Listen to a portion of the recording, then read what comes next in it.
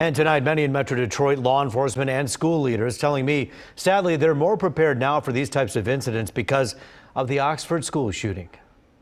Though the shooting in Texas was 1,500 miles away, news of the massacre that killed 18 children and one teacher travels quickly to families here in Metro Detroit. When they walk into school tomorrow, this notion that school should be one of the happiest, safest places there is not. Dr. R.J. Weber, assistant superintendent for the Novi Community Schools, is used to helping his district understand the ALICE training that's supposed to keep kids safe. In the case of this latest shooting, these weren't high school kids. They were elementary school children. Weber says it's different. The adults run quarterback on the drills, and the kids have to follow with one goal: getting out alive. Young kids aren't as mobile, depending on the age, so their ability to evade or exit a building is just genuinely by nature more difficult. But as far as the core tenets of the training, they still are there. How to evade, how to exit a building if possible. Oakland County Sheriff Mike Bouchard says we don't have to be reminded of how close this story hits home.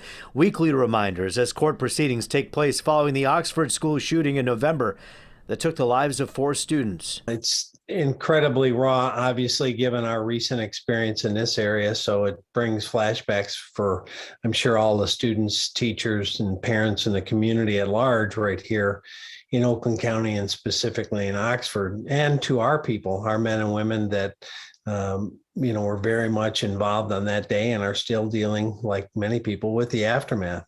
Dr. Weber says one thing kids are trained to do when there's an active shooter is run, following this rule. Something that's really hard for me to say as a parent, as an educator, is, one of the things that the students are trained in is when they leave the building is to not run out in a straight line, but to zigzag. And that is to, unfortunately, avoid the active shooter. Sheriff Bouchard says the responsibility to be vigilant is on all of us to prevent this. Were there signs the Texas shooter would strike?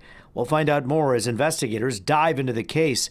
But the bottom line is this: people need to speak up. Because if you miss one time, one thing, it could be that time that it turns out to be a real deal. So as I've said time and time again, we'd rather check out 100 nothings than miss one real deal. The last thing you need are copycat threats. Bouchard wants to remind anyone who even thinks about making a threat against a local school, or any school for that matter, whether it's a credible threat or not, it's criminal, and it's something his office will prosecute.